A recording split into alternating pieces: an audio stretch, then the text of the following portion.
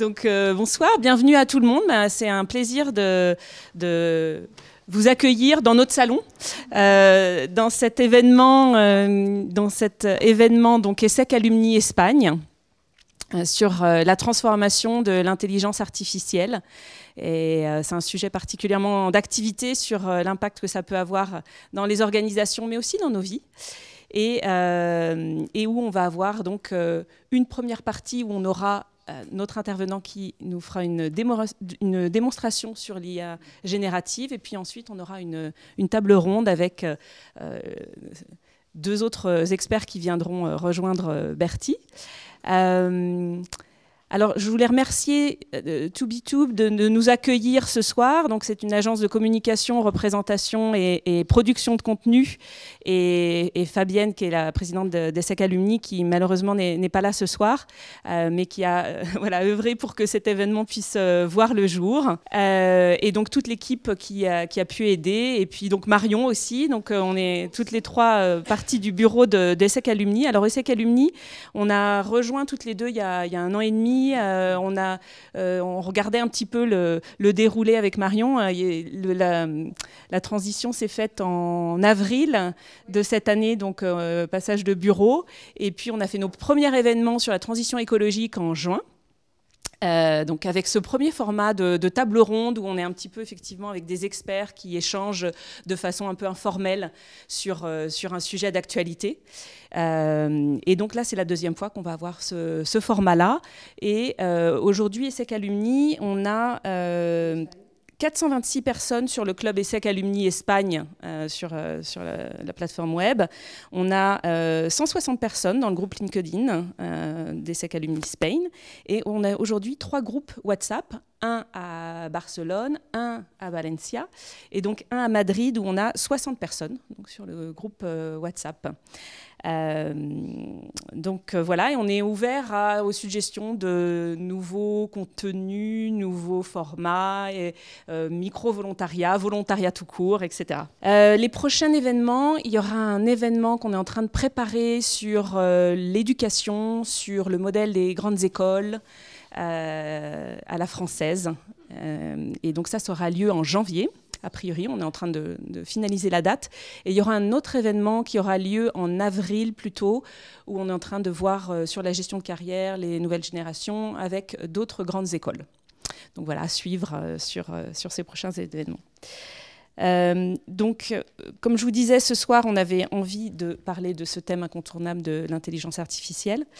Et donc, j'ai le plaisir d'accueillir Bertie Boredon dans un premier temps, comme je vous disais, qui nous a préparé une super démonstration de l'IA générative.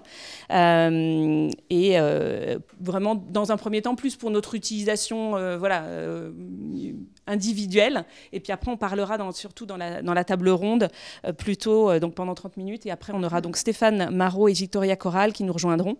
Qui rejoindront Bertie surtout, pour partager leur expérience sur comment l'intelligence artificielle transforme les organisations de par leur expérience, les enjeux, les risques, mais surtout les opportunités. Et puis on aura un petit temps de questions et ensuite on passera au cocktail. Je vous souhaite une très belle soirée.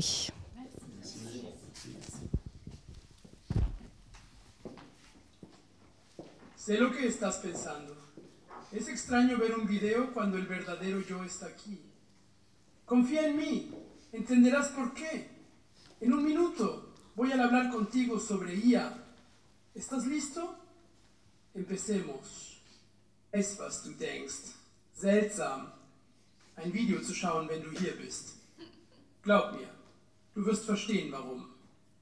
In 1 Minute spreche ich über künstliche Intelligenz. Bist du bereit? Lass uns anfangen.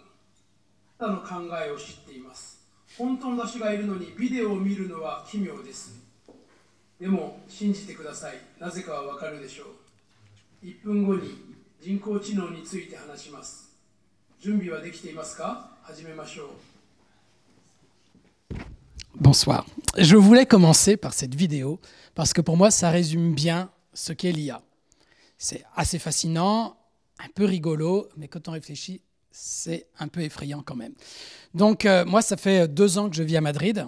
Donc évidemment, ce n'est pas moi qui parle espagnol. Je devrais parler espagnol comme ça, mais malheureusement, je ne parle pas espagnol. Je ne parle pas non plus allemand. Et j'avoue que le japonais, j'ai toujours rêvé de parler japonais. Je pense que c'est depuis que j'ai vu Delphinin Yvan Zéro, pour ceux qui ont la référence. Sinon, vous pourrez regarder. Donc, moi, je suis très content d'être là, mais ce n'est pas du tout mon secteur. Moi, je suis consultant et je travaille pour des ONG. Donc, avant de venir à Madrid, j'ai vécu pendant 22 ans en Angleterre. Et donc, je suis freelance et j'accompagne des ONG pour tout ce qui est digital, c'est-à-dire culture interne, transformation digitale, bon, un peu en français, beaucoup en anglais. Et on parle un peu d'IA, sauf que dans le secteur des ONG, ce n'est pas un secteur où il y a beaucoup d'innovation, parce qu'évidemment, quand on récolte des fonds, ça vient de donateurs.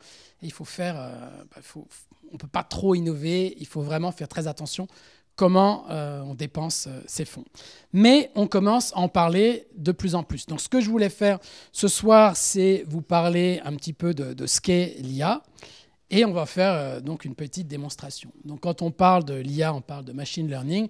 C'est donc, pour ceux qui ne savent pas, des machines qui sont capables d'apprendre sans être programmées, donc sans instructions explicites. Tout ça, c'est groupé dans ce qu'on pourrait appeler des grosses bases de données, qu'on appelle des LLM, ou en français, j'ai appris que ça s'appelait des modèles de langage généralisés, donc qui vont comprendre, interpréter et prédire comment on doit répondre. Donc, peut-être que parmi vous, il y en a beaucoup qui ont utilisé ChatGPT, Bard et tous les autres, il y en a beaucoup. Personnellement, celui que j'utilise souvent, c'est Claude.ai. Donc, je ne sais pas si vous avez entendu parler de Claude. Alors, moi, je l'utilise pour 3 raisons. D'abord, c'est gratuit. On peut mettre des documents. Et aussi, la vraie raison, c'est que ma belle-mère s'appelle Claude. Et donc, comme dans la vraie vie, je peux demander n'importe quoi à Claude et j'ai toujours une réponse.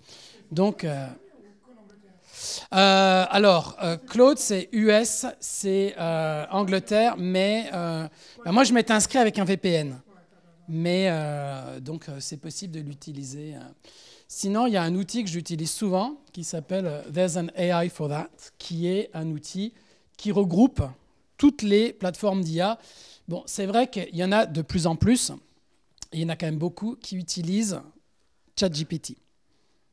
Donc, l'IA générative dont je vais parler ce soir, c'est ce qui est l'IA la plus courante, c'est pour créer du contenu. Donc, des textes, des vidéos, comme vous avez vu, des photos, musique. Donc, on va pouvoir parler de ça. Donc, comme je vous disais, moi, mon expérience, c'est uniquement les ONG. Donc, je me suis dit, qu'est-ce qu'on va faire ce soir comme démo? Je me suis dit, pourquoi, ensemble, on n'essaierait pas de créer une ONG? Donc, c'est parti.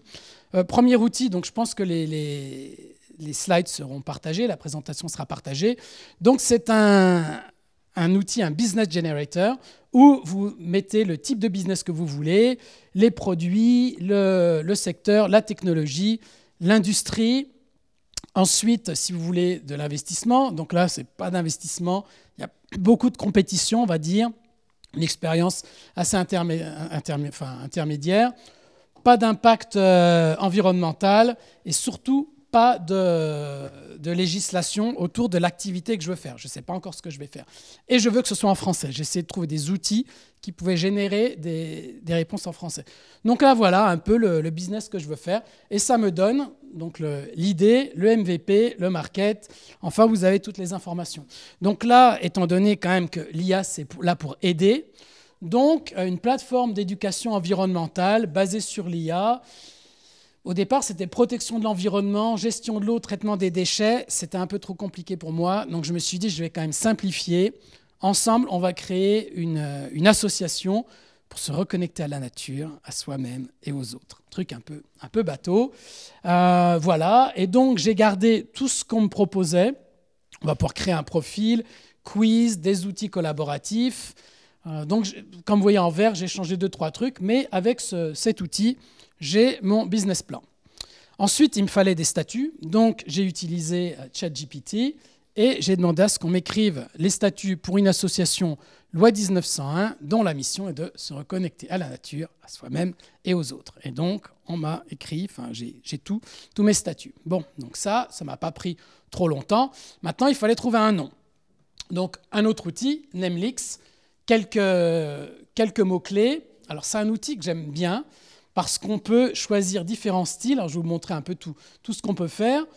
Les mots-clés, la strapline, et surtout, on peut ensuite demander si le nom de domaine est disponible. Donc là, moi, je veux un nom de domaine disponible en .org. Et donc, cet outil m'a donné une liste de noms. Alors, pour l'instant, ignorez les logos, on verra ça après. Il m'a donné une liste de noms, donc Poyer, Commandful, Pure Rêverie, Sola Vista, Éco Humain, Oumia, Zenbloom, c'était mes préférés.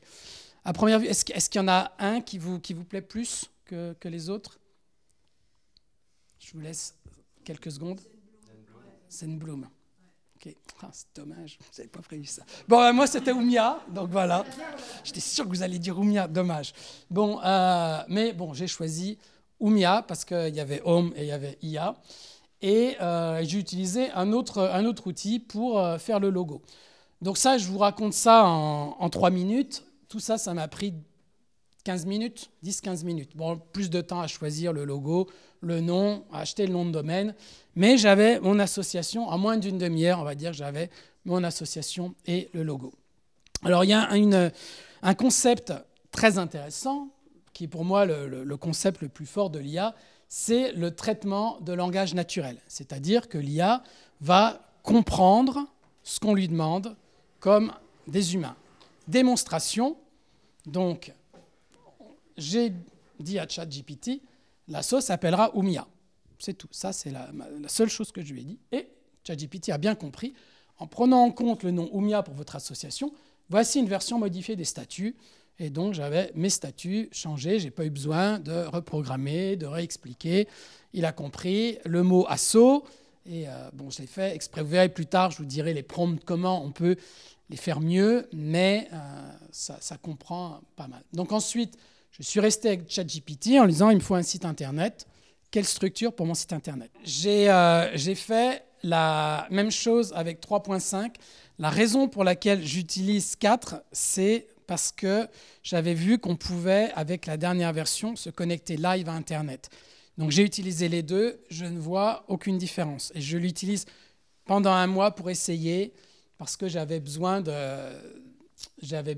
me connecter pour un projet Internet. Mais franchement, j'ai pour l'instant pas vu, pour moi, ce que je fais, pour l'IA générative, je n'ai pas vu de différence. Après, il y a peut-être de la différence, peut-être qu'on en parlera tout à l'heure, les grosses différences qu'il y a au niveau de l'IA prédictive. Mais pour faire ce petit exercice, ça, par exemple, avec le 3.5, ça va. Mais oui, tout à l'heure, on pourra parler des différences.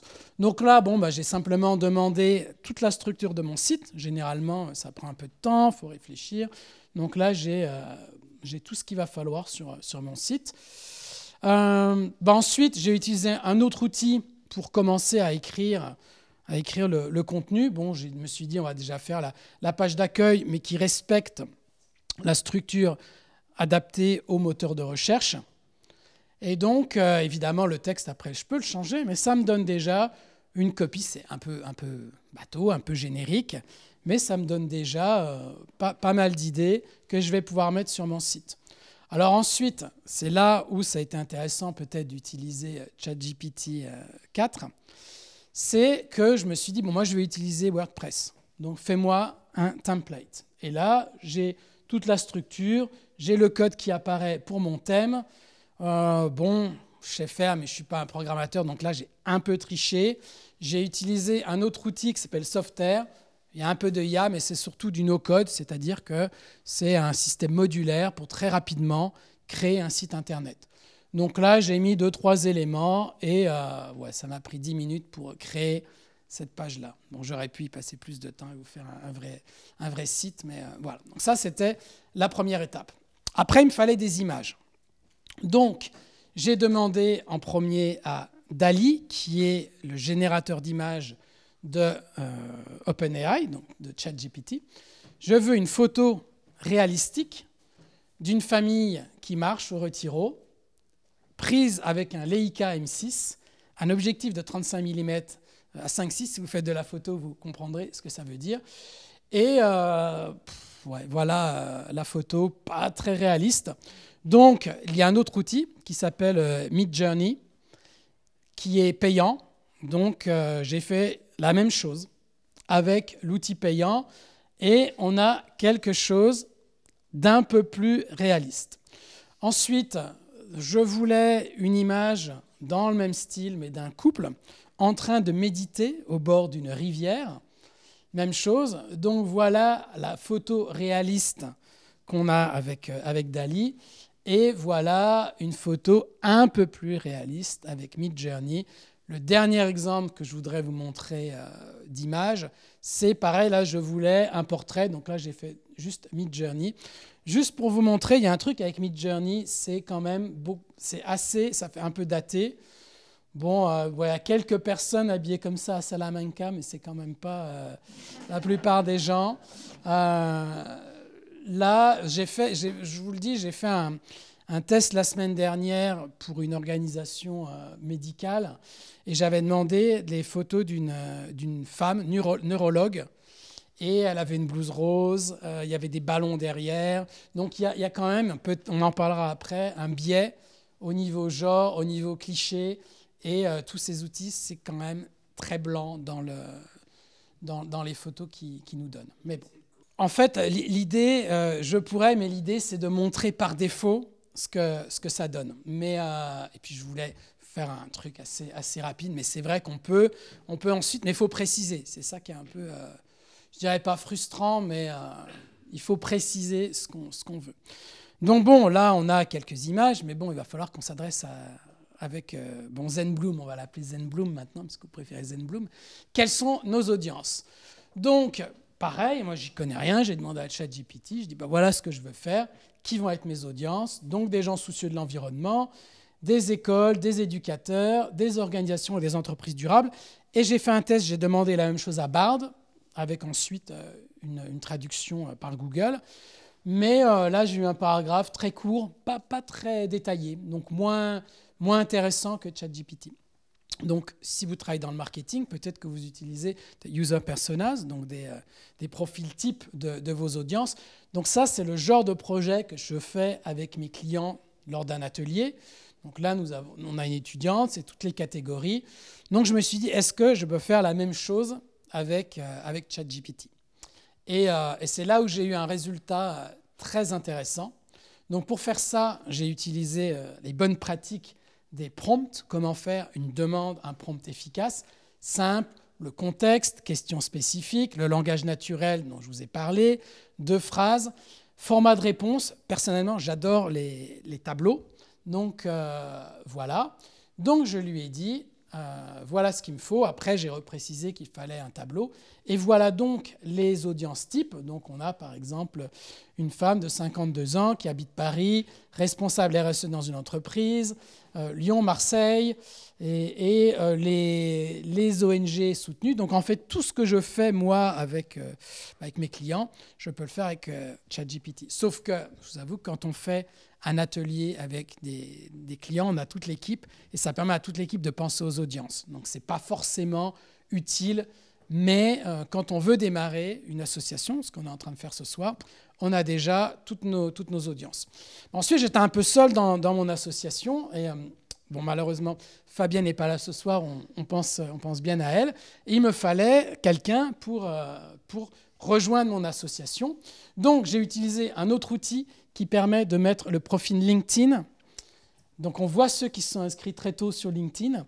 Donc, j'ai mis le profil LinkedIn de Fabienne et je lui ai dit, voilà, je veux qu'elle soit trustee de mon organisation. Je veux que ce soit en français. Donc, je n'ai pas trop changé le prompt qui était préécrit. J'ai juste dit qu'il fallait que ce soit en français. Et ce qu'allait faire mon organisation, c'est-à-dire environnement, nature, méditation, digital detox. Et l'objectif de mon message, c'était qu'elle devienne trustee, qu'elle fasse partie du conseil d'administration de umua.org. Et donc, j'ai un texte assez long, mais qui va me permettre d'éditer. Et voilà.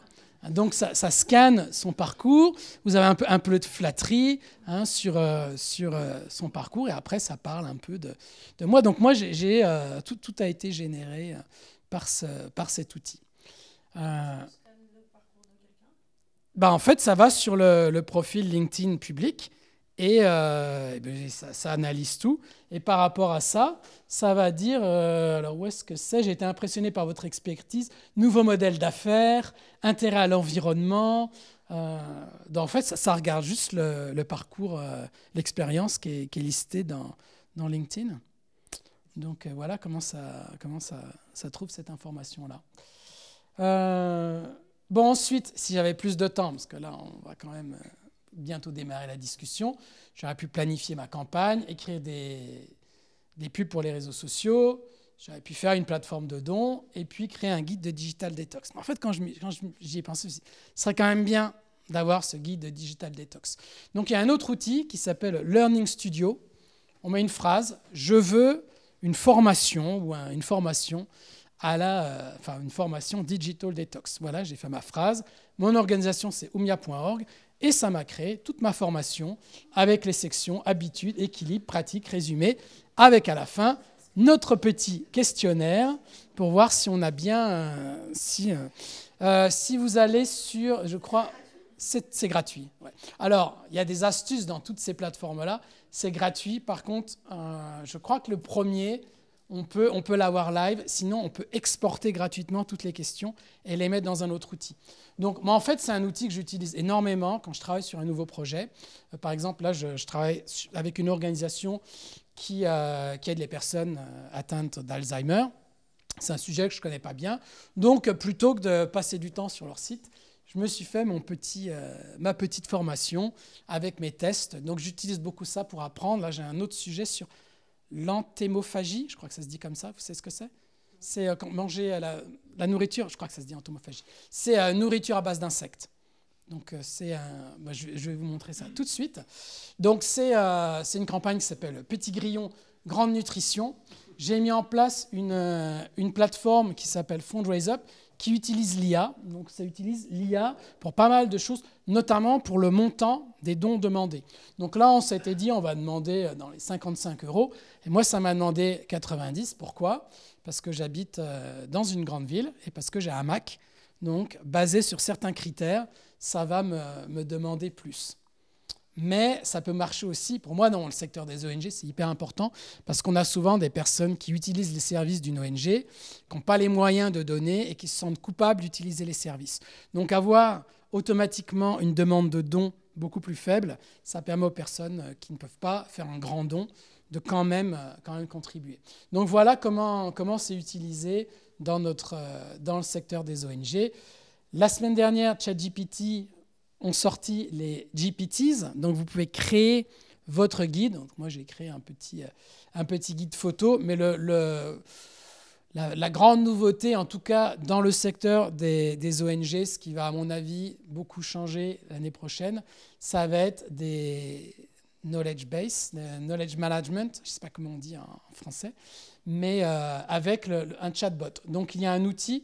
Je ne vous ai pas mis le nom, ça s'appelle Dante, il faudra que je mette à jour, où vous demandez à cet outil de scanner votre site, vous pouvez mettre des documents, des vidéos, et en 5 minutes, ça vous crée votre assistant virtuel, votre base de données recherchable, et selon le modèle, il y a un modèle gratuit, et un modèle payant où on peut choisir le LLM qu'on veut, si vous voulez, ChatGPT. Mais la différence, c'est que ça utilise la technologie ChatGPT, mais votre base de données, elle est encryptée, elle n'est pas partagée. Ça utilise l'outil, on va dire le cerveau ChatGPT, mais les données ne sont pas publiques. Ça peut rester en interne ou juste, ça fonctionne uniquement sur les documents que vous mettez.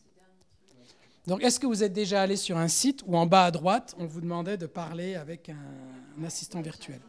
Donc, ça, c'est un outil qui permet de faire ça.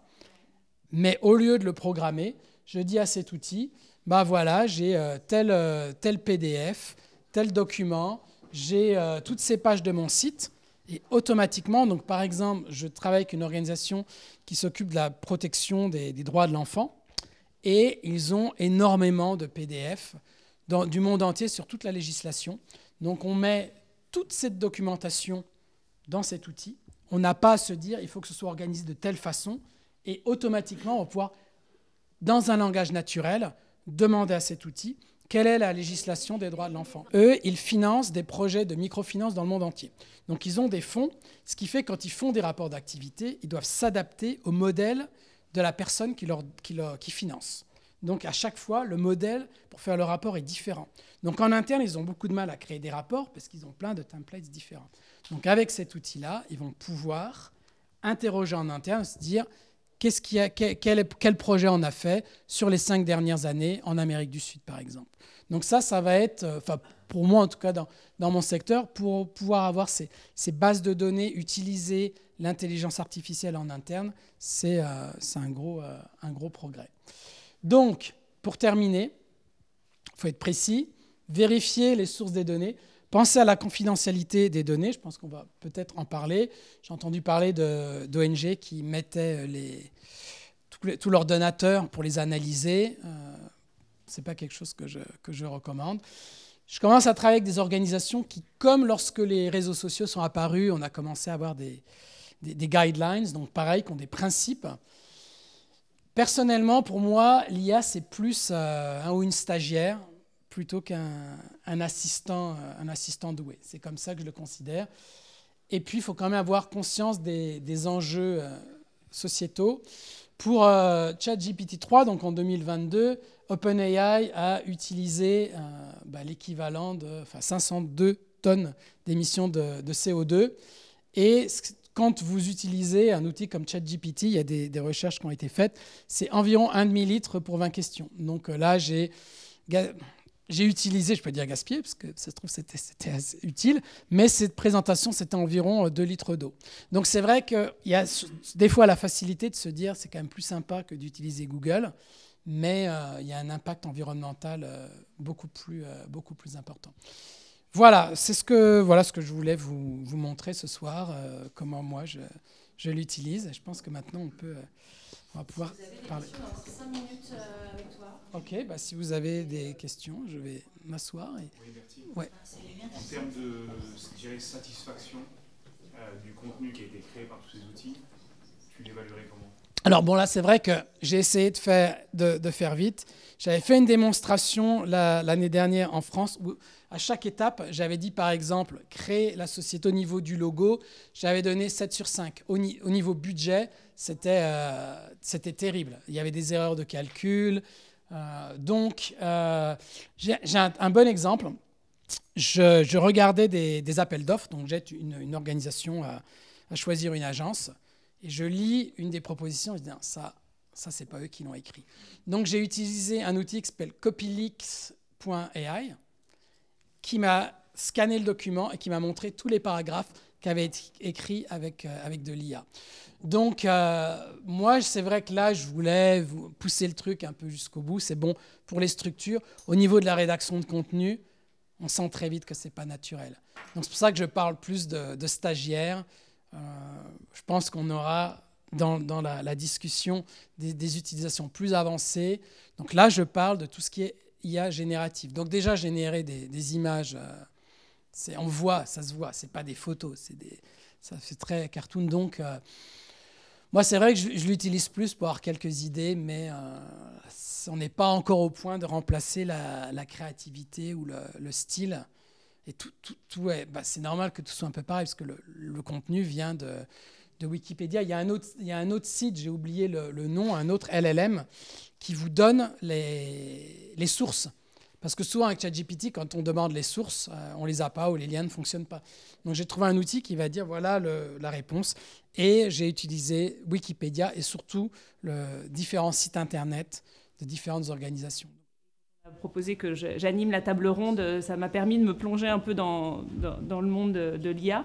Et c'est vrai que cette ancienne ministre du Travail française qui parlait de tsunami qui est en train d'arriver sur le monde du travail d'ici 2030, elle parle de plusieurs vagues, notamment la transition écologique, on a vu la dernière fois avec notre table ronde, effectivement de l'intelligence artificielle. Et c'est vrai que c'est intéressant de pouvoir se plonger et de voir un petit peu qu'est-ce qui est déjà en train de se passer au niveau de ce qu'on peut faire, effectivement, de comment créer une ONG, mais aussi de voir comment les grandes entreprises sont en train de prendre le sujet et de voir un peu, on a trouvé ça intéressant.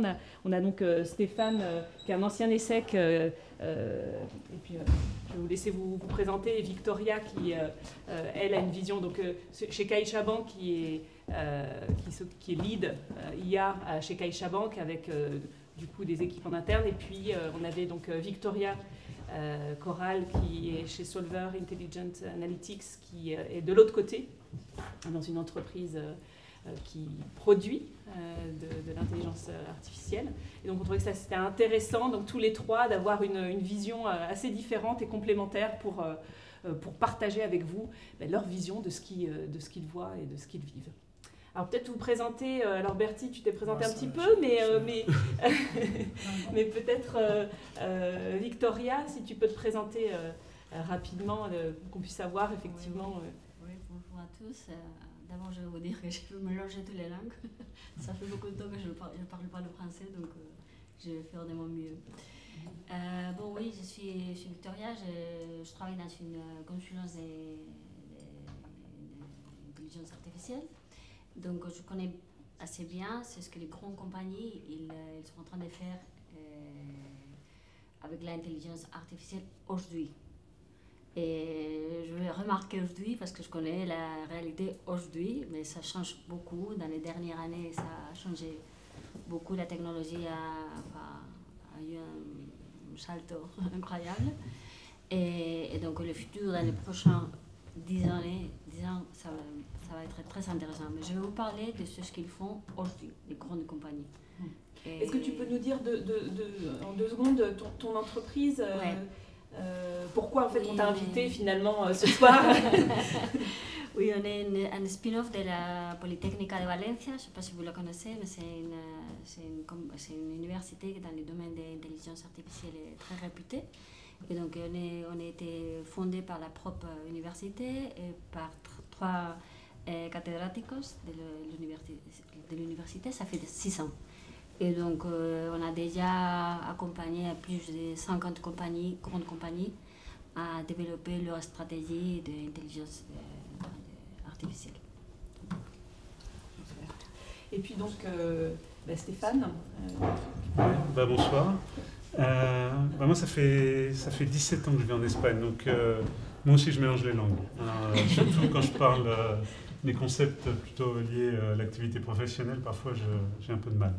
Moi, je travaille depuis bientôt 7 ans dans la banque. J'ai commencé chez Bankia, j'étais directeur du département de IA, du centre d'excellence de IA. Et j'ai eu la chance de tomber au bon moment chez Bankia parce qu'il y avait vraiment une stratégie, une volonté d'aller vers l'IA. Donc on a pu implémenter des projets à grande échelle d'IA et à construire, à monter une équipe et vraiment toute la practice et le développement de solutions internes, vraiment avec des compétences internes, avec des partenariats avec d'autres entreprises, mais vraiment avec le savoir-faire interne et sans intégrer des outils. C'est vraiment développer nos propres capacités. Donc, ça a vraiment été une chance parce que c'est pas facile, il faut vraiment avoir une vision du leadership pour vraiment y aller parce qu'il faut vraiment mobiliser. Faut être au bon moment, il faut mobiliser beaucoup de ressources, il faut que la vision soit claire, il faut que les planètes s'alignent, on va dire. Et puis après la fusion avec Caixa, on a été racheté par Caixa, maintenant je suis chez Caixa et j'ai un rôle de team lead sur des projets de IA. Donc moi je suis vraiment spécialiste sur tout ce qui est la partie NLP, Computer Vision, toute la partie speech to text. Je travaille beaucoup moins sur les données structurées et sur l'intégration de capacités d'IA dans les business process ou pour tout ce qui est aide à la décision et aussi accès à l'information. Donc là l'IA générative, c'est vrai, ça arrivait comme un tsunami.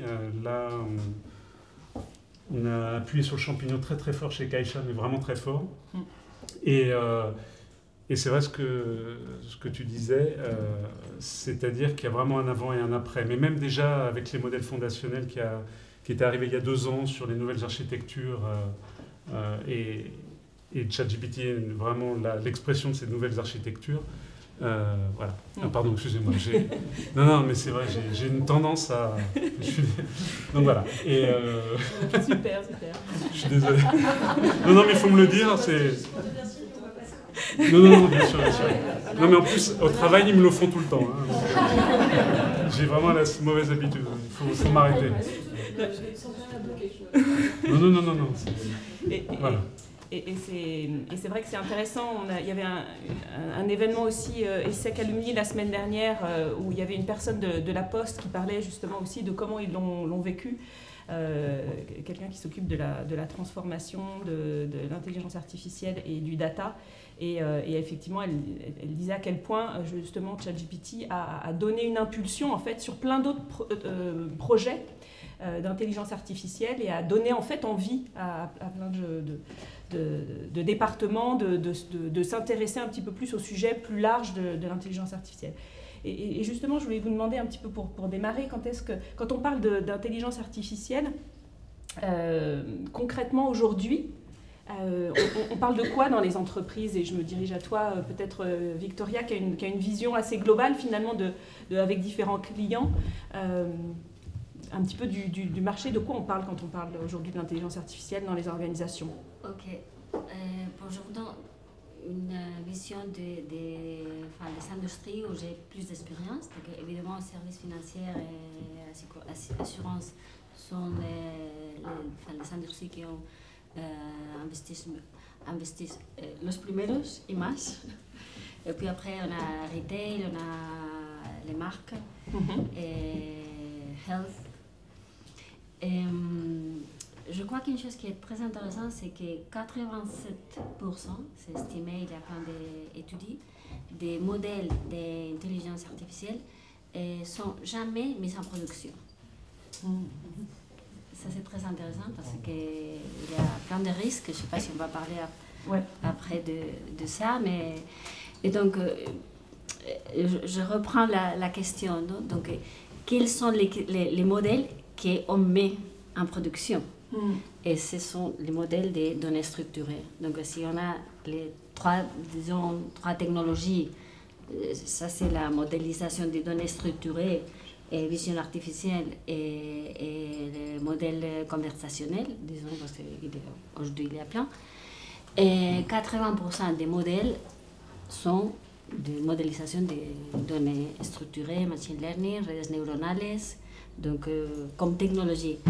Je vous dirais que puis après, on a un 10% qui mélange des technologies, donc qui a un peu de vision artificielle et évidemment aussi des données structurées, ou parfois il y a des conversationnels. Mais tout ce quand on parle d'IA générative est tout neuf, tout à fait neuf, mais tout neuf des dernières années. Donc on ne parle pas des dernières 10 années. Donc ils sont rien fait. On commence, on explore, on expérimente. Donc ce qu'on fait, c'est surtout prévision et identification d'anomalies. Et ça, c'est 80% des projets. Et puis après, parce que ce sont des projets qui ont plus d'impact dans le compte de résultats. Donc c'est vraiment ce qu'on peut défendre. D'accord. Et quand tu dis prévision?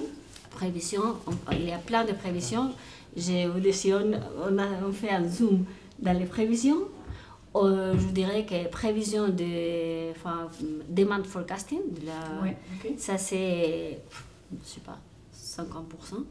Parce que dans toutes les industries, on a la chaîne et il faut faire des prévisions de demande dans beaucoup de moments avec différentes données et différentes caractéristiques, différents horizons du temps.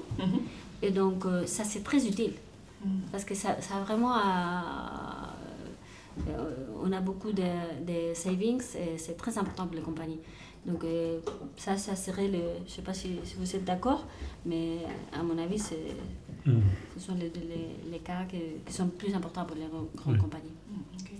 Et quand on parle justement de l'IA, tu parlais du secteur bancaire, assurance, retail, est-ce qu'il y a des entreprises qui sont particulièrement avancées? Tu parlais de ton ancienne entreprise qui avait misé là-dessus. Est-ce qu'il y a des, je sais pas, des entreprises qui sont particulièrement connues pour mettre le paquet et pour avoir mis le paquet déjà il y a quelques années sur l'intelligence artificielle? En Espagne. Je peux vous dire, je ne vais pas parler de services financiers parce que Stéphane va nous parler de ça. Et c'est ce que je connais. Je crois que je connais assez bien le secteur assurance, et très bien le secteur retail et même les marques. Ils font très peu. Très peu. Si on pense par exemple dans un des meilleurs retailers espagnols,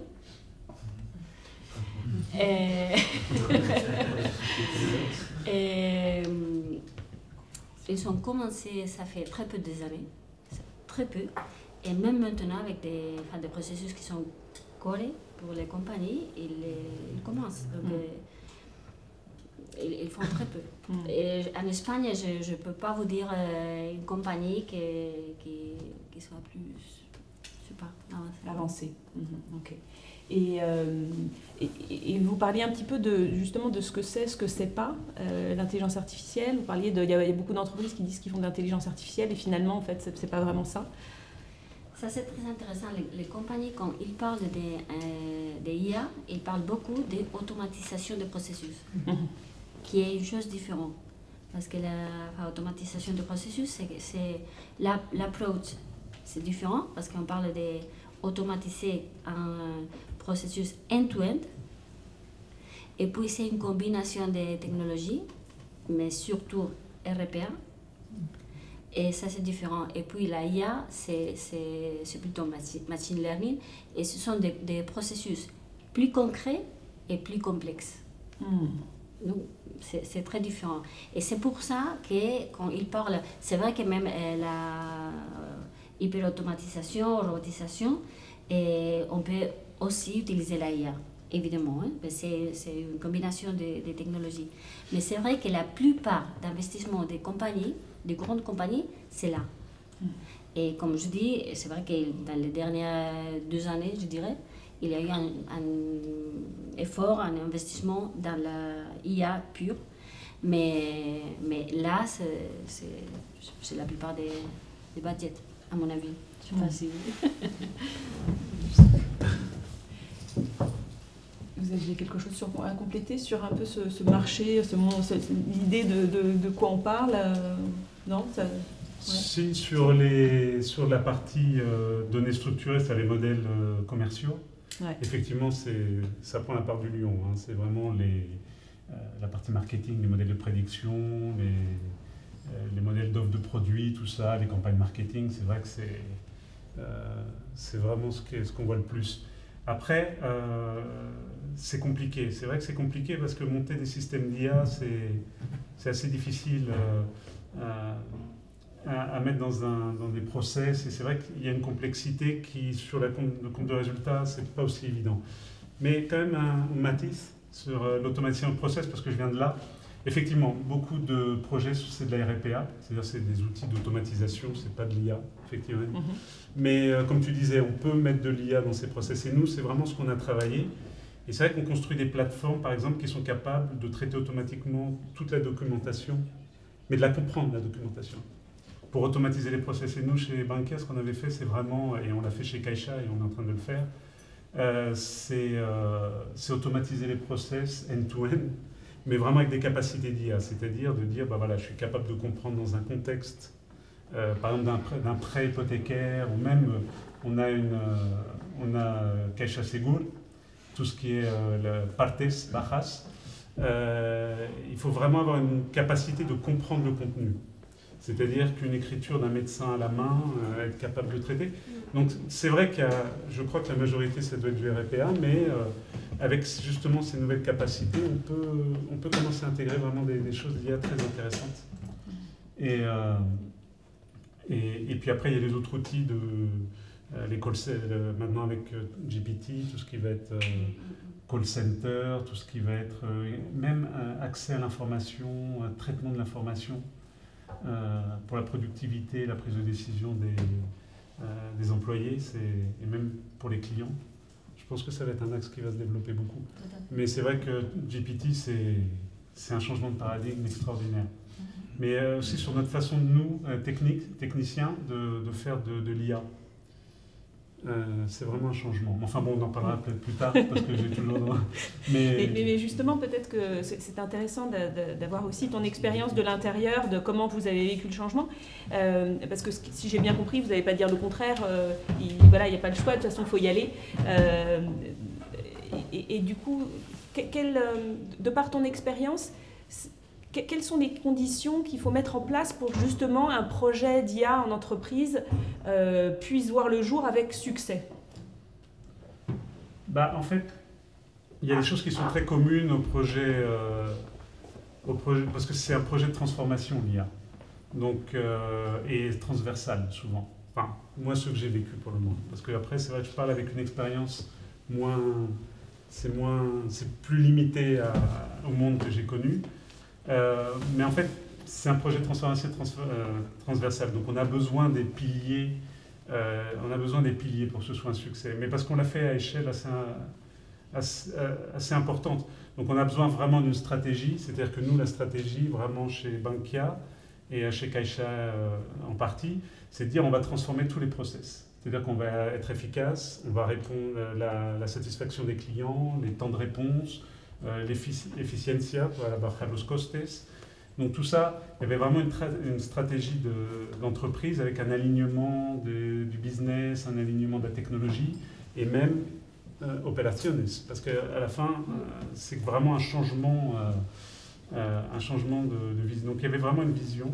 Et donc au départ, la stratégie, c'était vraiment de s'axer sur les process. Et de mettre de l'IA dans les process, mais pas de la RPA. C'est pour ça que, comme tu as dit, je me suis dit... Et après, il y a la maturité technologique, la maturité digitale, je dirais, parce que nous, on avait besoin de process rediseñados, pardon pour les mots en espagnol, et toute la partie data qui devait être prête, parce que mettre de l'IA sur des process qui ont plein d'exceptions, qui ne sont pas digitaux, les données mal modélisées, les flux de données mal faits, l'IA par-dessus, c'est une catastrophe. C'est rajouter quelque chose qui va créer... C'est pour ça que c'est aussi dur de mettre en production, parce qu'en fait, on a besoin de toutes ces conditions. Et après, on a besoin de monter une stratégie IA interne, une practice. Donc, nous, la stratégie, c'était de dire, est-ce qu'on va créer un know-how, est-ce qu'on va vraiment avoir une équipe interne et on va créer nos propres capacités, ou est-ce qu'on va intégrer des solutions tierces? Est-ce qu'on va monter une équipe de 50-60 personnes, comme par exemple le Station de Caixa, ou alors nous, chez Bankia, on était plus petits, mais on était des formats hybrides avec des partenaires. Et après, il faut monter toutes les plateformes, tous les outils, toute la practice. Donc moi, après, je le fais un peu gros. On peut avoir des projets plus petits qui sont moins exigeants, mais à la fin, on revient toujours au même. On a besoin d'avoir du talent et on a besoin de construire les outils, les plateformes, de comprendre les cycles de vie, parce que mettre une IA en production, moi j'ai vu des IA en production, personne ne sait qu'elle est là, personne ne la mesure et personne ne sait quoi en faire. Donc à la fin, ça ne sert plus à rien. C'est aussi du peu de modèles qui arrivent en production, il y en a qui meurent dans l'anonymat. Et parce que c'est très compliqué, parce que même si c'est des bonnes pratiques de développement, parce que l'IA c'est du développement, on parle du DevOps, voilà, c'est du MLOps, du DataOps, c'est toujours pareil. Il y a des caractéristiques et il faut les comprendre. Un modèle d'IA, il faut le réentraîner, il faut le mesurer. Est-ce que tu pourrais nous donner un peu une idée, je ne sais pas, d'un projet pour qu'on ait un peu une idée concrètement sur combien de temps ça a été, sur combien de personnes justement ont dû être impliquées D'accord. Non? Si, bien sûr.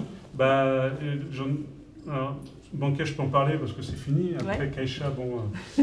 mais quelque chose que tu peux nous partager, Bankia, en plus on est filmé. Bankia, on a automatisé les process de hypothèques et prestamos. Ok. D'accord. Et on a commencé en mi-2017 et on a fini 3 ans plus tard. C'était très long, très très long. Parce que déjà, même l'IA, il y a 6 ans, c'était de la préhistoire comparé à maintenant. C'est incroyable, parce qu'on a fait la même chose chez Caixa en quelques mois et 3 fois mieux. Mais on est monté jusqu'à 50 personnes, 60 personnes. Donc c'est vraiment beaucoup d'efforts. Là, par exemple, on est sur l'IA générative, bon, sans rentrer trop dans les détails, on est quand même une tribu de 100 personnes. Donc quand on dit qu'on a appuyé sur le champignon, et sur le projet, par exemple, je ne sais pas si tu peux nous donner un peu une idée de, je sais pas, ou de coût, de ce que ça a permis de gagner.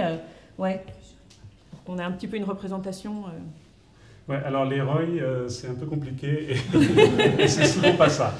Et en même temps, c'est pas si mal parce qu'effectivement, après, c'est calomnie. Il faut une stratégie business. Il faut effectivement il faut sortir le business case. Il faut avoir une idée de combien combien d'argent on va gagner. Et puis après, il y a des choses qui sont moins tangibles, comme la satisfaction et tout, et les gains de part de marché et tout ça. Mais en fait, sur les premiers use cases, espérer avoir un ROI vraiment efficace, il faut savoir qu'on investit souvent les premiers use cases. D'accord ? Et je vois qu'à chaque fois que nous, on est sur des projets d'IA, c'est très compliqué. Et en fait, on se retrouve à faire des projections et des promesses qui sont compliquées. Mais je dirais que si on l'imagine à l'échelle, je pense qu'il y a vraiment des gains qui peuvent être intéressants. Nous, il y avait vraiment une dimension de réduction des coûts du back-office qui était non négligeable. Hein. On absorbait sur une seule famille de process, mais on absorbait jusqu'à 75% de la charge du back-office. Donc effectivement, le premier investissement ne sort pas, mais après, la plateforme, on la faisait réutilisable. On arrivait à 75%. Après, il faut voir que la satisfaction du client, sur un prêt, être capable de répondre beaucoup plus rapidement. On sait tous, beaucoup on prend un emprunt. La première banque qui nous répond, en général, offre à peu près équivalente. Bon, ça dépend. Donc, il y a la satisfaction et tout. Donc, et puis la réutilisation des capacités. Donc, par contre, je ne peux pas donner de grands chiffres parce que c'était... Mais bon, on essayait d'atteindre sur les années, on avait des objectifs de gagner sur une famille de process, ça arrive aux millions d'économies. C'est déjà bien. C'était déjà pas mal, mais c'était après plusieurs années et un investissement plus lourd. Donc on n'avait pas encore regagné, on n'y était pas encore. Bertie, Victoria, sur les conditions optimales, est-ce que vous avez quelque chose à partager aussi de votre expérience ? À mon avis, les conditions, surtout c'est la stratégie et l'identification des cas. Ça, pour moi, c'est la clave, non? Et comment on identifie justement les cas, les user cases, les cas qui vont vraiment...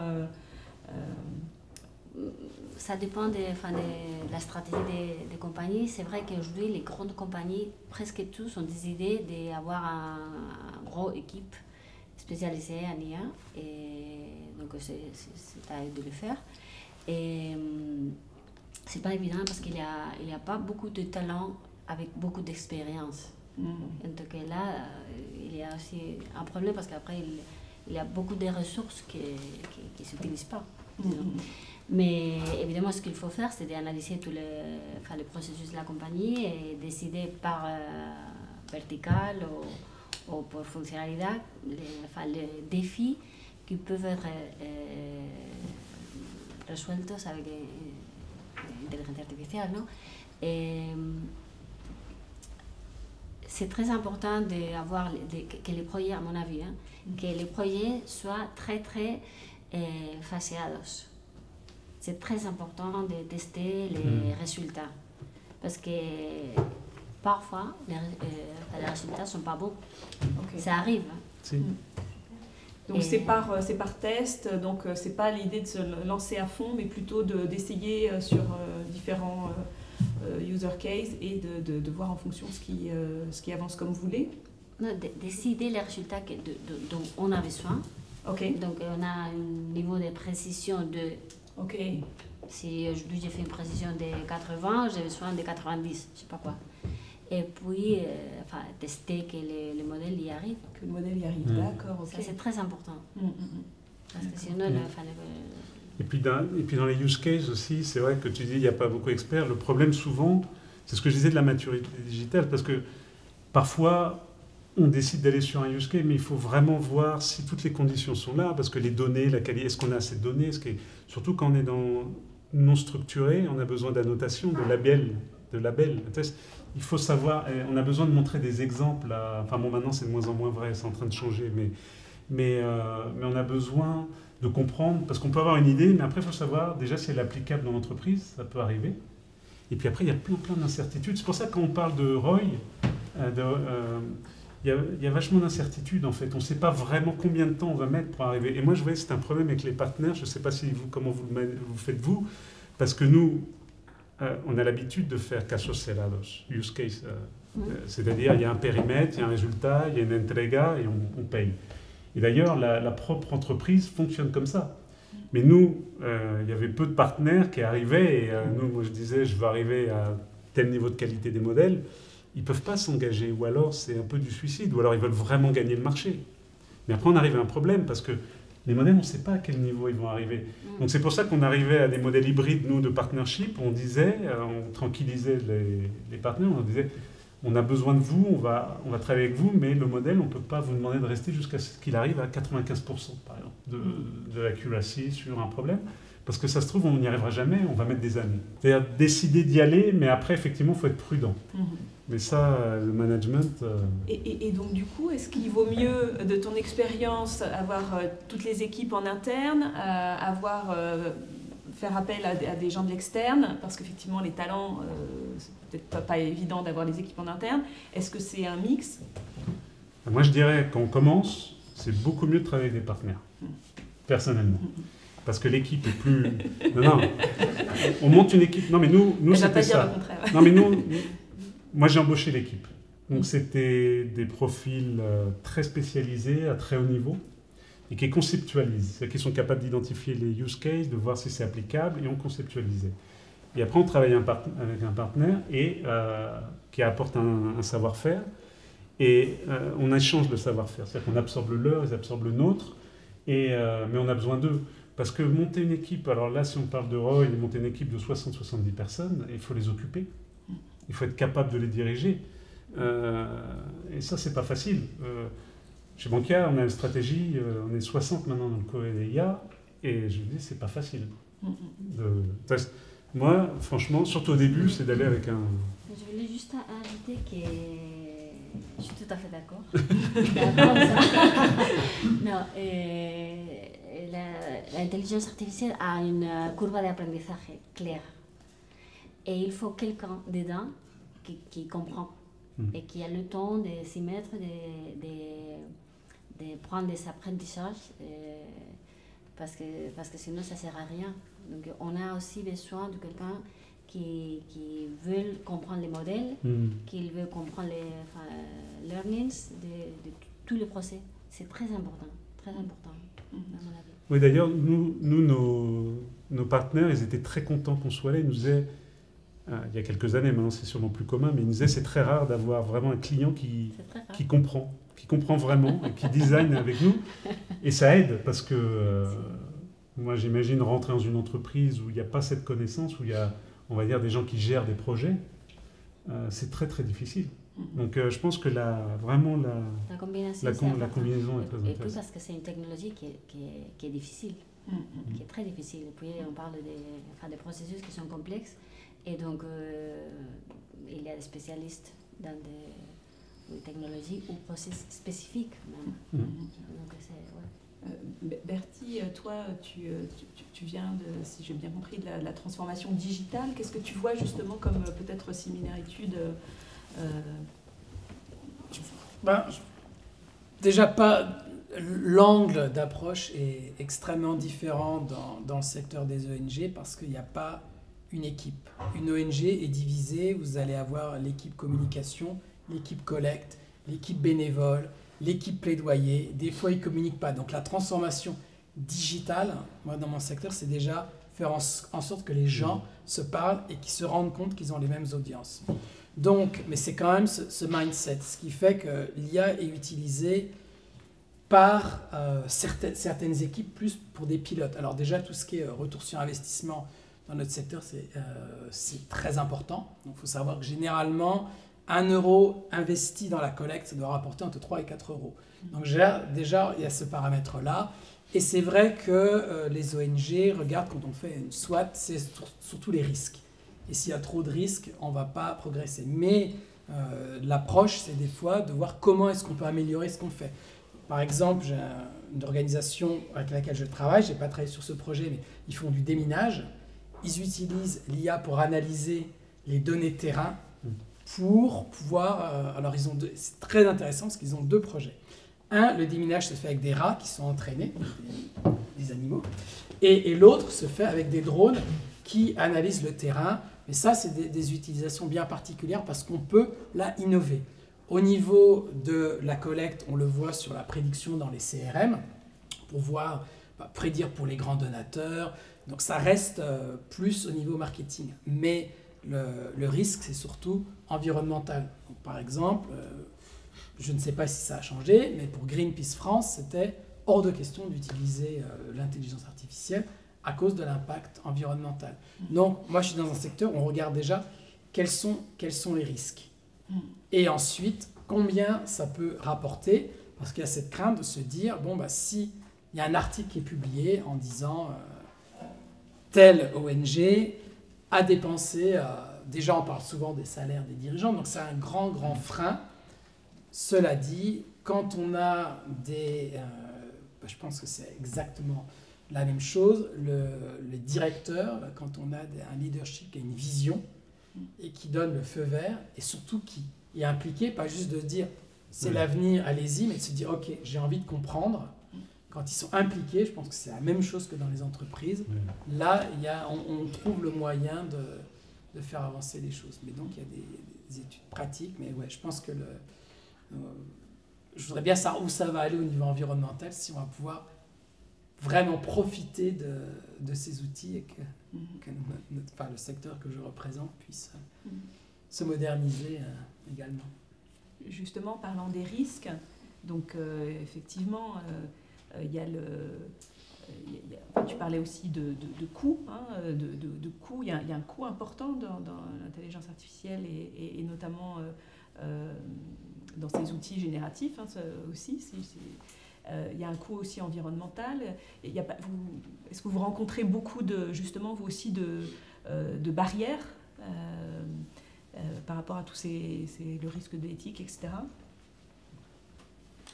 Le risque éthique, il y en a plusieurs. Non, pour nous, il y a la partie protection des données du client, il y a qu'est-ce qu'on fait avec ces données. Donc, ça, c'est une partie. Ouais. Et ça, c'est extrêmement régulé. C'est-à-dire qu'il y a RGPD, et puis c'est pas une blague, en interne, c'est vraiment très contrôlé. Il y a sûrement beaucoup de points d'amélioration, mais là on fait quand même très attention.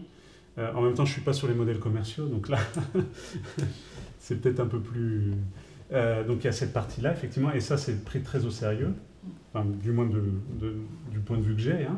Après, sur la partie environnementale, c'est un peu la partie peut-être un peu plus délaissée. Alors, c'est vrai que nous, par exemple, on avait proposé l'année dernière, justement avec une université, on regardait pour un master, c'était pas la EPUV, on a travaillé avec eux, mais c'était pas là. On avait regardé un peu un projet d'empreinte, de calculer notre empreinte carbone et de pouvoir voir. Donc ça intéresse toujours, surtout de Caixa, une dimension sociale. Donc c'est vrai que c'est le bienvenu, mais en même temps, ça rentre pas dans nos KPI, OKLE, tout de projet. Après, on le fait par vertu parfois, parce que utiliser GPT 3, 5 ou 4, c'est pas pareil. C'est-à-dire qu'au niveau du temps et au niveau du coût, c'est pas la même chose. Lequel est le plus économique 3.5, c'est beaucoup plus économique. Il est plus petit, il fait moins de choses, mais il est plus économique. L'autre, il dit, je sais pas, il est jusqu'à 1000 fois plus gros, je crois. Donc c'est vraiment, les temps de réponse sont 4 à 5 fois plus grands. Donc il fait beaucoup plus de choses. Et là, d'un point de vue, on est vertueux parce que économiquement, après, moi, j'ai pas de contraintes. écologique. Okay. Bon. Mais c'est vrai, mais on a proposé des projets de calcul empreinte et ça c'est très bien vu. Ça, on nous donne le feu vert et tout. Okay. On n'a pas de résultat encore, mais bon, c'est des choses qui sont... Est-ce que justement, oui, il y a une opportunité de ce côté-là, je pense, au contraire, parce qu'on entend beaucoup parler du risque, effectivement, sur l'environnement, de l'impact carbone, mais est-ce qu'il y a moyen d'utiliser justement cette force pour le bien social, pour le bien de l'environnement Est-ce qu'il y a des entreprises, justement, donc tu dis, il y a quand même quelques projets qui vont dans ce sens-là chez toi. Est-ce que tu es au courant d'autres secteurs ou d'autres entreprises qui font des choses positives dans ce sens-là? Ce serait plutôt Bertine. Ouais, pour l'IA, non, je ne suis pas au courant. Je sais qu'il y a quelques années, on regardait beaucoup blockchain parce que c'était pour la traçabilité des dons, pas nécessairement pour les particuliers, mais plus... il y a eu des projets comme ça. Et là, il y a eu un travail énorme de fait sur... les changements blockchain, bon, c'est un autre sujet, pour avoir des modèles de vérification. Mais énergétique, blockchain. Donc c'est pour ça qu'il y avait, il y a eu des blockchains qui n'utilisaient pas la même vérification pour avoir un coût environnemental moindre. Pour l'IA, non, c'est pas, pour l'instant, je connais pas de modèle, mais maintenant que je sais que 3.5 moins énergivore, c'est celui que je vais conseiller à mes clients. Et tu parlais de coûts. Ce que j'ai montré, le chatbot, là, pour mettre sur votre site, c'est $10 par mois aujourd'hui, en utilisant donc, ChatGPT 3.5. Donc, on est à des... Il n'y a pas de coût financièrement. Bon, après, il y a des coûts internes pour mettre les outils en place, mais c'est une technologie qui n'est pas chère. Okay. Mais, ouais. Pardon.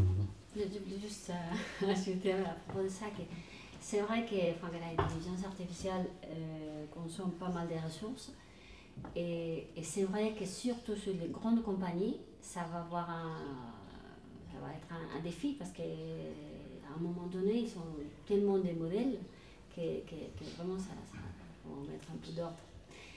Mais en défendant l'intelligence artificielle, il y a plein de cas, il y a plein de...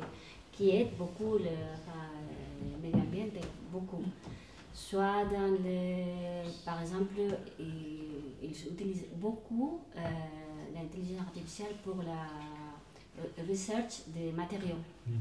Ça c'est très intéressant pour réduire le plastique. Et il y a des projets incroyables. Il y a des gens qui font des choses qui sont très très intéressantes. Puis après avec le recyclage en général, mais surtout le recyclage de l'arbre. Il y a des travaux qui sont très intéressants, surtout pour les grandes industries qui ont beaucoup de desperdiciation. Et puis même dans les compagnies, on travaille, on fait des modèles dans les compagnies qui ont des entourages fabriles, industriels, et pour réduire la consommation d'énergie en général. Et ça s'utilise beaucoup, donc il y a aussi d'opportunités d'utiliser l'intelligence artificielle pour aider les... Bon, on va finir sur cette note positive alors.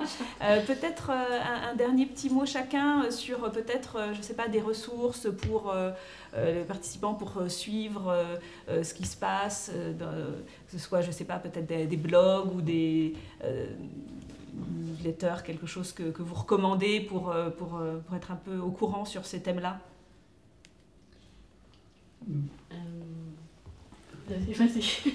Non, disons que pour l'initiation à l'intelligence artificielle, oui, il y a beaucoup de blogs. Moi, il y a une personne que j'aime beaucoup, qui est très très connue.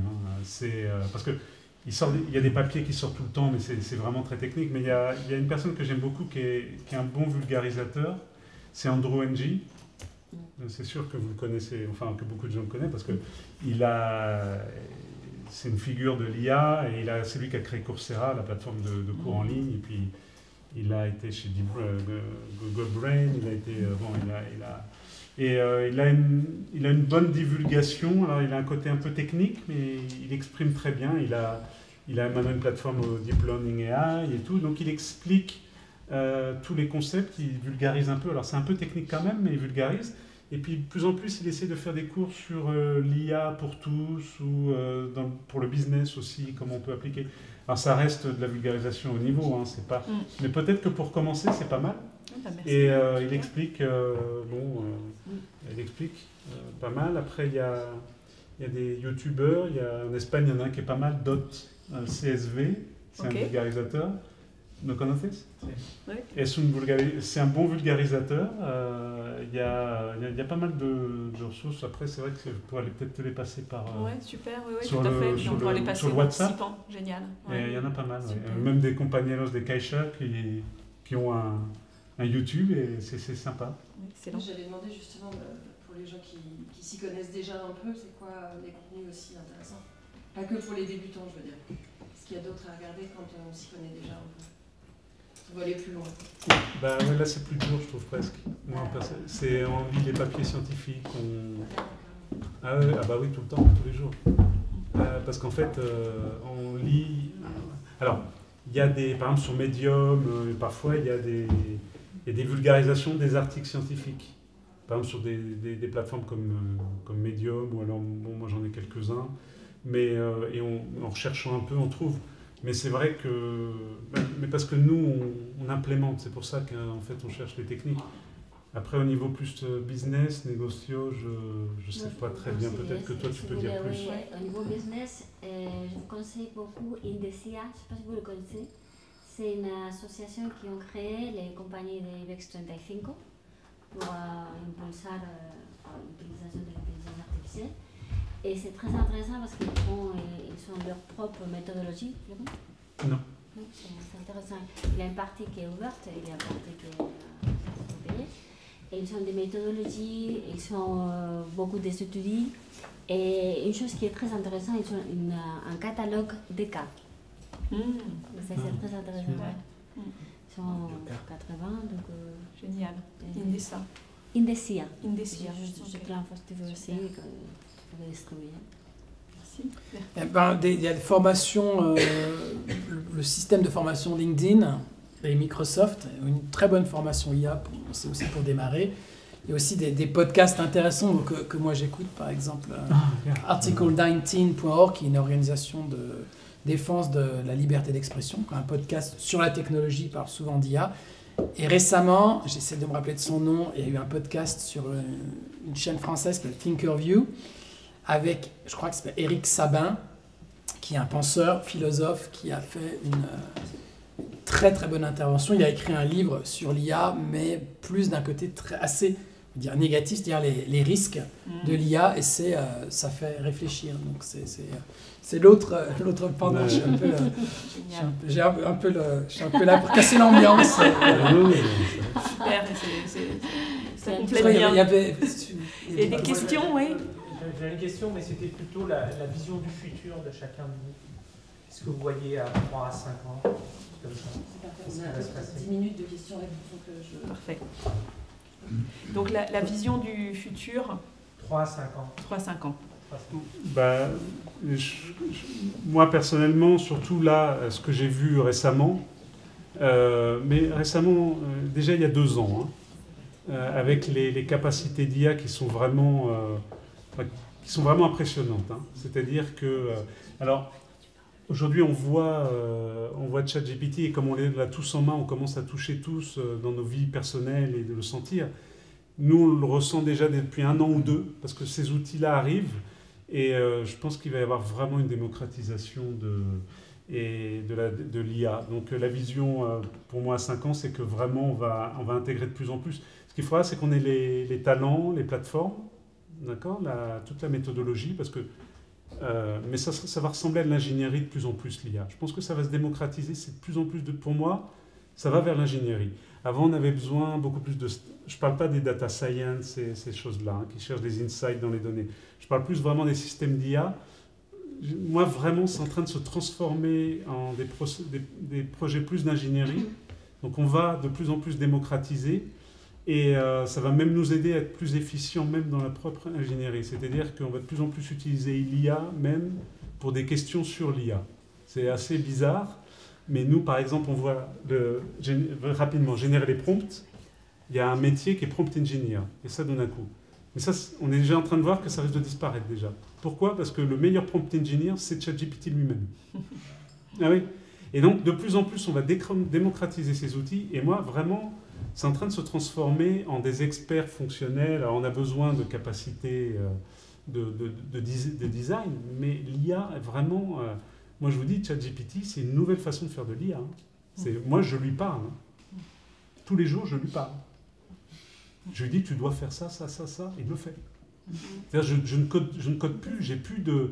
Avant, on avait des architectures, on avait du code Python partout. Alors, on en a encore, mais pas pour programmer l'IA. On en a encore plein, mais c'est plus de l'ingénierie.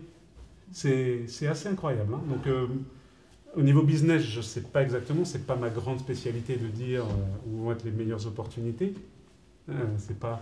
Mais par contre, au niveau de l'implémentation, je crois que ça va être spectaculaire, personnellement. Et que ça va ressembler de plus en plus à de l'ingénierie. Et à des experts fonctionnels. Moi, j'ai arrêté de parler. C'est pour ça que j'utilise plus ChatGPT. J'ai arrêté de parler à Claude parce que j'avais l'impression de parler à ma belle-mère tout le temps. C'était un peu l'horreur. Donc, ouais, moi, je pense qu'il va y avoir quand même beaucoup de régulation. Il y a un truc qui... Bon, moi j'avoue qu'il y a quand même des choses qui me font peur. Par exemple, mon fils est là ce soir. Et quand il avait 8 ans, un jour, il est rentré en disant « Mais ça sert à rien d'aller à l'école. J'apprends tout. » Désolé, je suis désolé pour toi. Il m'a dit « Mais ça sert à quoi que j'aille à l'école? Tout ce que j'apprends, c'est sur YouTube. » Et donc, moi, j'ai aussi cette crainte de me dire « Mais qu'est-ce que, au niveau d'éducation, à quoi ça va servir d'apprendre à rédiger un essai, d'apprendre même à écrire un poème, d'apprendre à... Donc il y a une partie de moi qui me dit il va y avoir des questions un peu, peut-être un peu plus, je sais pas, philosophiques au niveau de la réglementation. Je pense qu'au niveau business et pour des adultes qui vont l'utiliser pour leur profession, je trouve ça passionnant. Mais je pense qu'il y a un enjeu pour l'éducation qui, moi, qui m'inquiète un peu, voilà. Et c'est difficile à visualiser, ça. Bah oui, parce que je sais que souvent on me demande, c'est un peu provocateur, mais de faire des présentations, est-ce que l'IA va remplacer les fundraisers? Donc je dis, bah non, par contre, tous les fundraisers vont être remplacés par des fundraisers qui vont maîtriser l'IA. Ça, c'est pas nouveau. C'est tous les fundraisers ont été remplacés par des fundraisers qui savaient maîtriser les réseaux sociaux il y a 10 ans. Aujourd'hui, il y a une campagne de collecte qui n'utilisent pas les réseaux sociaux, les influenceurs TikTok.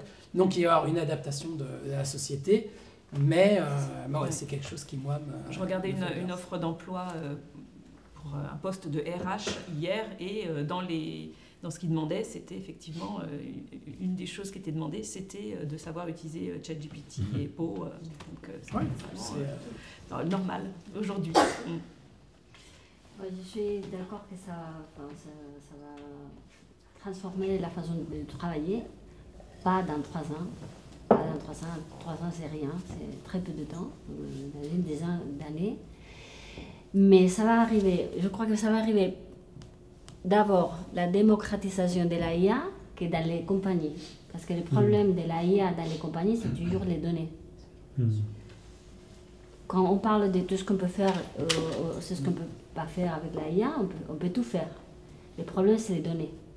C'est vraiment la technologie est prête, est mature, mais on n'a pas les données. On ne va pas avoir les données dans 3 ans, et même dans 10 ans.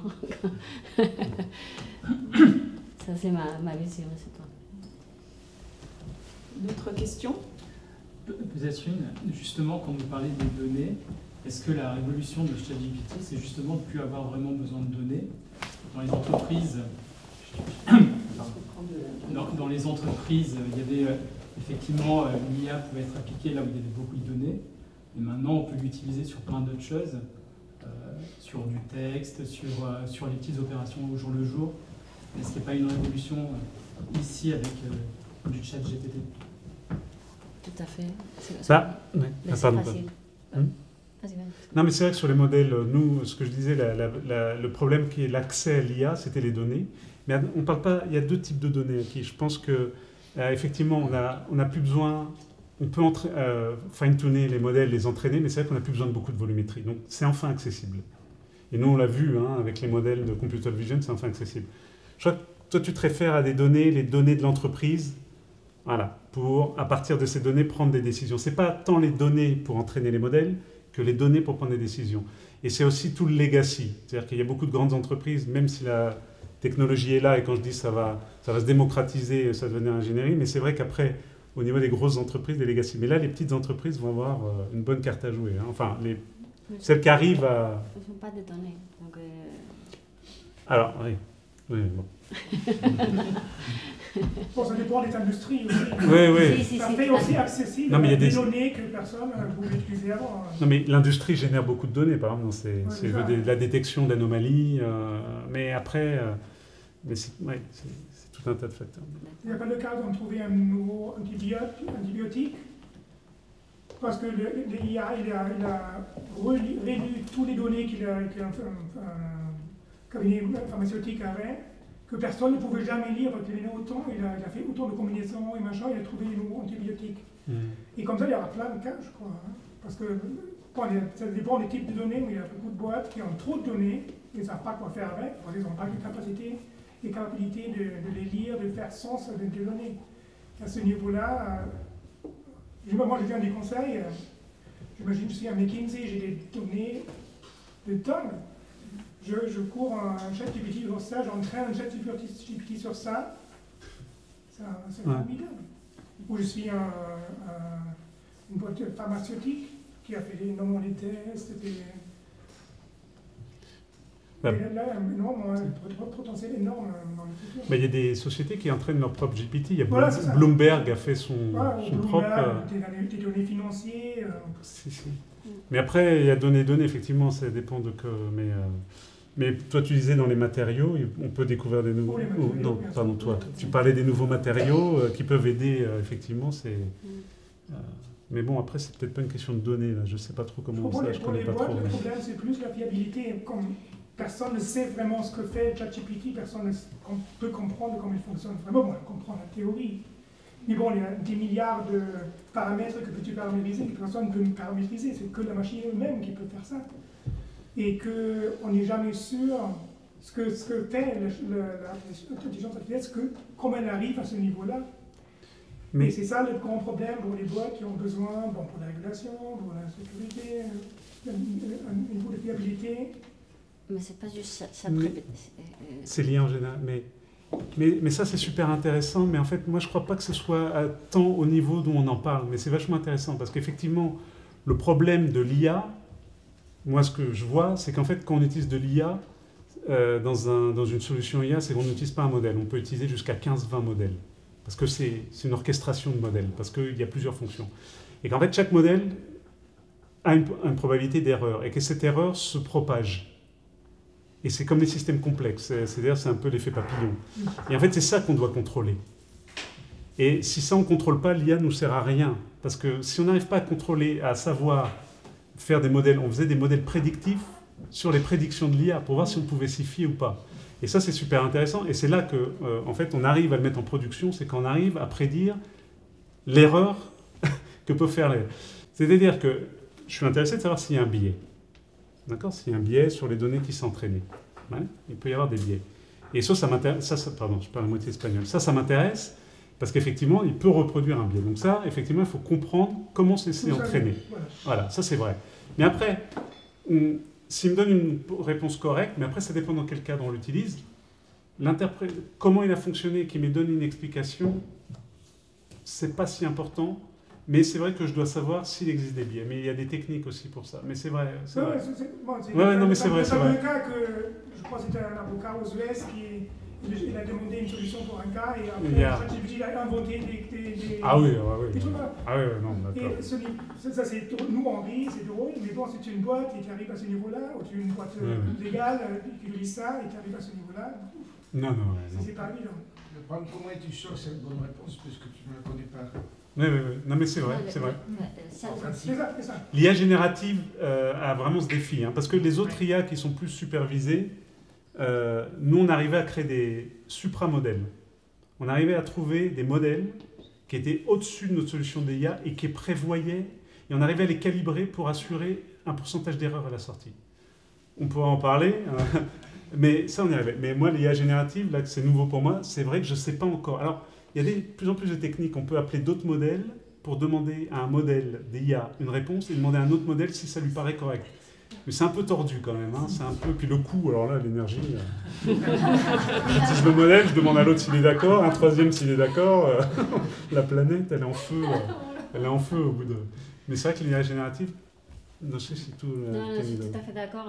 Donc, les possibilités de corriger les risques, ça existe, ça coûte beaucoup parce qu'il faut faire beaucoup de modèles. Mais ChatGPT, c'est une autre chose. C'est un modèle. La réponse que tu donnes n'est pas correcte et cohérente. Qui est différent. Oui, oui. Oui, mais moi, tu ne peux pas... et puis on peut parler des hallucinations des modèles, et on peut parler de beaucoup de choses, mais c'est cohérent, c'est tout. Et puis, ChatGPT, on a le problème que tu ne donnes pas les sources, que c'est ouvert. Aujourd'hui, utiliser ChatGPT, je ne se le recommanderais à nadie parce qu'il y a beaucoup de risques, c'est comme pour faire quelque chose qui est amusant, mais après, il y a plein de modèles conversationnels qu'on peut utiliser dans les défis des compagnies.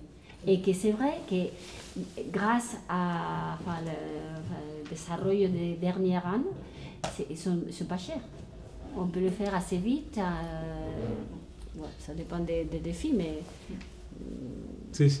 Et surtout, il ne faut pas oublier, nous, c'est des entreprises. Nous, on utilise les outils ChatGPT tous les jours dans les entreprises. Il faut pas... Bon, il faut bien sûr aussi une stratégie, comme des chez les autres, mais bon, en fait, au niveau corporate, si tu veux, mais bon, déjà, les manières comme l'intelligence artificielle peut aider nous au jour à jour, ça va être énorme. C'est déjà énorme. Hein, pour créer des choses, pour résumer des choses, pour coding, pour créer des idées. Ouais. Mais bon, alors, qu'est-ce que c'est finalement l'intelligence artificielle? Parce que...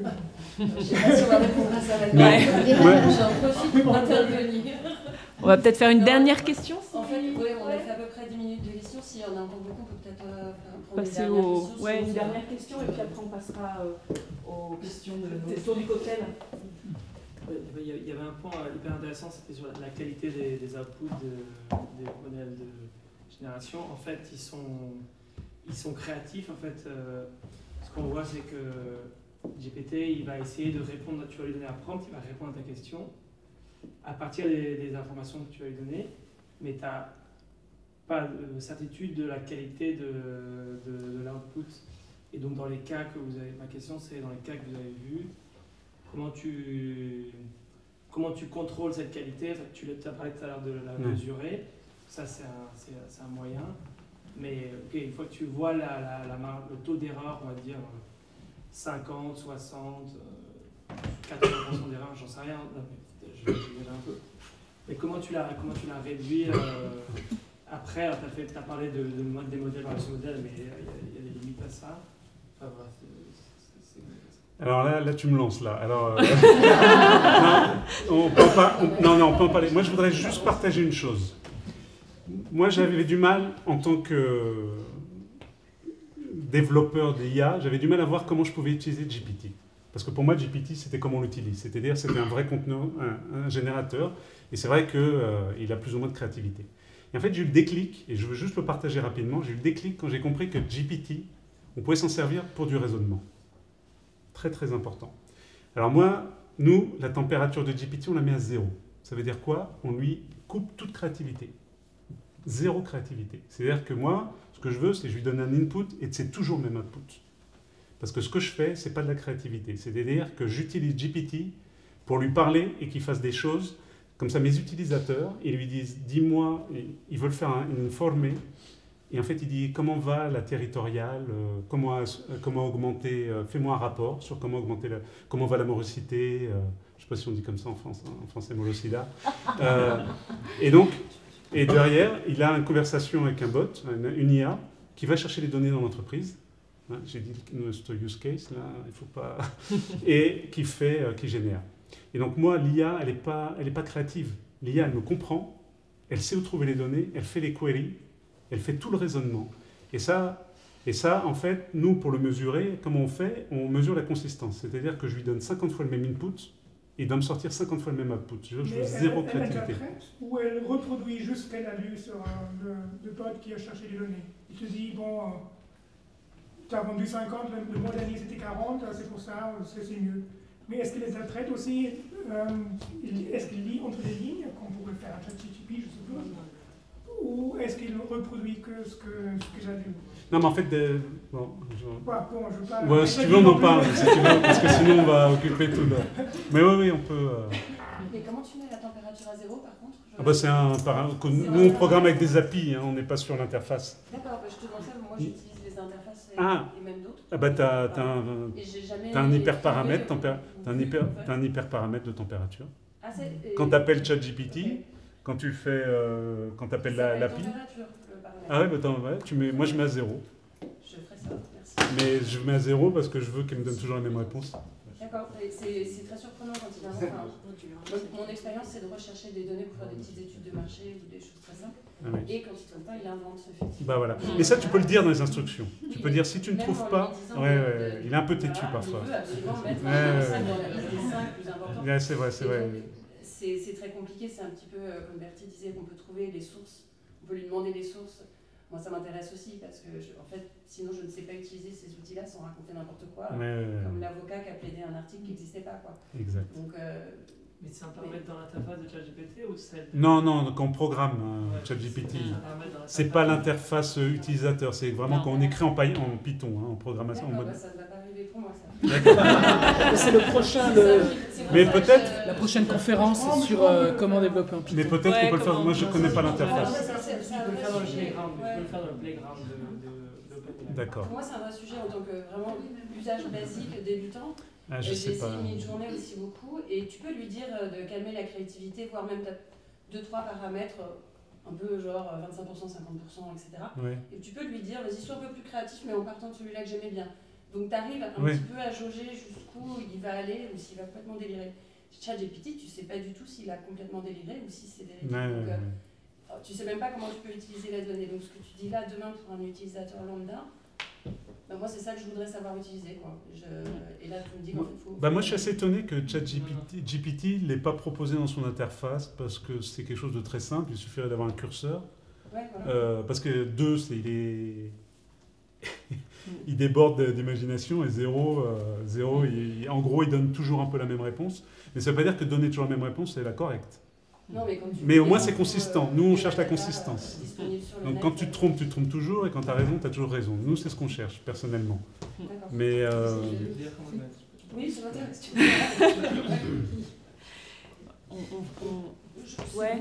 va passer au cocktail. Je voulais juste dire une chose, parce que Nestor est là et on se connaît d'une vie précédente. Il est le directeur, el representante de un meetup, un grupo de expertos, SpenAI.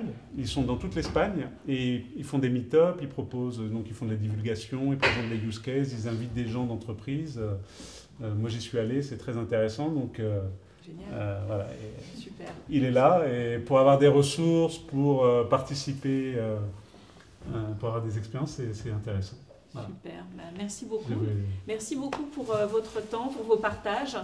Et puis, merci d'être venus si nombreux et pour vos questions et pour ces échanges intéressants. Et à la prochaine table ronde ESSEC Alumni alors. Merci.